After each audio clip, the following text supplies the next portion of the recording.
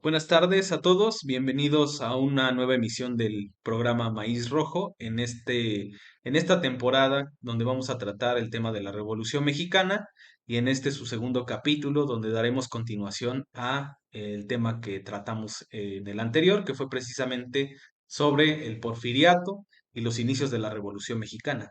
Precisamente para esto, primeramente daremos un preámbulo y terminaremos analizando el gobierno de Victoriano Huerta, pero precisamente para esto necesitamos recordar ciertas cuestiones que se entablaron o se desarrollaron en el programa anterior, ¿no? Entonces, Memo va a dar un preámbulo y algunas explicaciones primarias. ¿Qué tal? Amigos que nos escuchan, ya como lo comenta Alan, en este episodio con respecto a la Revolución Mexicana, hay cosas que debemos abordar que en el otro no pudimos hacer por cuestión de tiempo, pero hablaríamos principalmente del verano de 1911, que corre de mayo a junio. Precisamente se van desarrollando aspectos de suma importancia para entender precisamente el gobierno de Francisco y Madero, pero sobre todo el golpe de Estado que se da en su contra por parte de las reminiscencias del porfiriato, ¿no? Porque al final de cuentas, Victoriano Huerta, pues es un oficial del ejército del porfiriato que sobrevivió a la revolución maderista, ¿no? Entonces, por tanto, me gustaría como arrancar diciendo que tras la salida en mayo de 1911 del puerto de Veracruz por parte de Porfirio Díaz, se entabla un gobierno de transición que va a convocar, un interinato más bien, que va a convocar elecciones, ¿no?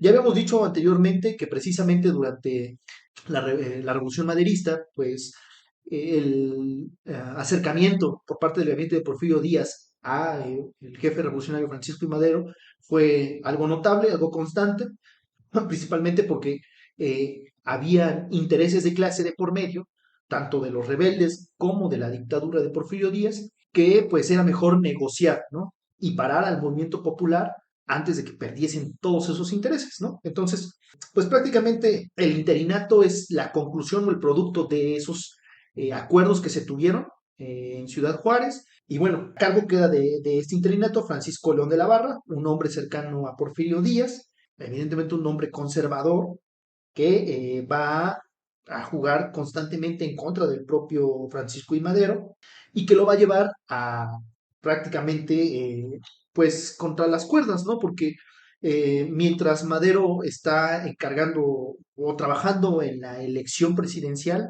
para su candidatura, el propio León de la Barra le va poniendo varios frenos políticos, ¿no? Entre esos, por ejemplo, creo que el más notable va a ser con el zapatismo, ¿no? Al nombrar a Juvencio Robles como jefe de la Plaza de Morelos para combatir al zapatismo, lo que gradualmente va a llevar a enemistar al propio Emiliano Zapata y a Madero, ¿no? Pues la respuesta de Robles es salvaje en Morelos, ¿no? Independientemente a esto también hay que ver la cuestión ideológica, porque el maderismo en el aspecto agrario pues estaba muy limitado.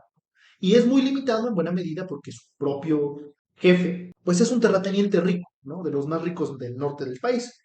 Bueno, ya más adelante abordaremos este aspecto, ¿no? Entonces, León de la Barra se queda en el poder, convoca a elecciones en este interinato.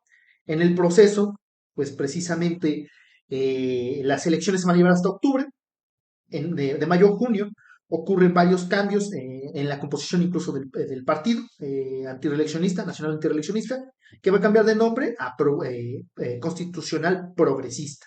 En estas fechas, el partido tiene su congreso, en donde 1.500 delegados aprobaron la fórmula presidencial Madero-Pino Suárez, ¿no? Aunque de fondo, por lo que nos plantea el historiador inglés Alan Knight, hubieron muchos problemas al interior del mismo, puesto que los hermanos Vázquez Gómez, otros jefes revolucionarios, oportunistas por cierto, porque mucho antes de que se llevaran a cabo los tratados de Ciudad Juárez, ellos ya estaban negociando con el porfiriato, con los ministros de Porfirio Díaz para dar paso a una especie de expiación de sus pecados, ¿no? Y pasar nuevamente a la vida pública.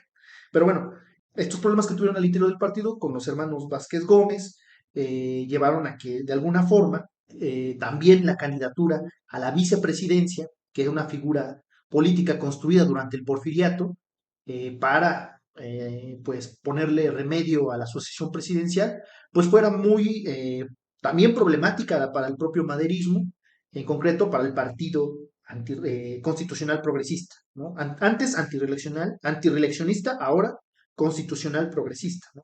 Esta fórmula, como les decía, fue aprobada por 1.500 congresistas y bueno, va a ser Madero Pino Suárez, ¿no? Durante este periodo también regresan muchas figuras del porfiriato, como el caso de Bernardo Reyes, ¿no? Bernardo Reyes, ya habíamos hablado de él en el anterior episodio, en el anterior módulo, acerca de su papel político como jefe militar, cómo fue creciendo su influencia en los estados del norte del país, su competencia con el partido científico, o más bien con el bando científico, pero bueno, siempre indispensable, como si fuese tratase de Antonio López de Santana, Reyes regresa nuevamente a la política nacional una vez que el dictador se fue y es alabado por muchos de los sectores conservadores, incluso de los antiguos porfiristas que renegaban del propio Bernardo Reyes, porque se piensa que una vez llegando Bernardo Reyes nuevamente reinará el orden.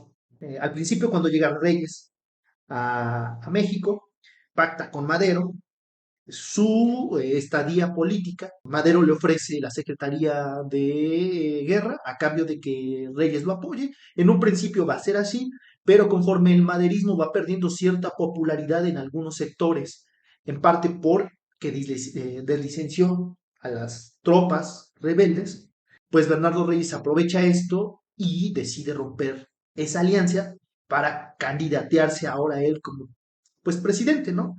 Y pues nutrir sus ambiciones políticas.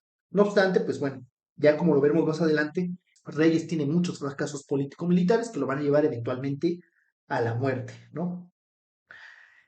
Bueno, esto es como ciertas aclaraciones que teníamos que hacer respecto a este periodo, estos meses transitorios entre final de la dictadura, el gobierno interinato de León de la Barra y obviamente, bueno, vamos a arrancar con la elección de octubre de 1911 y el triunfo maderista, ¿no?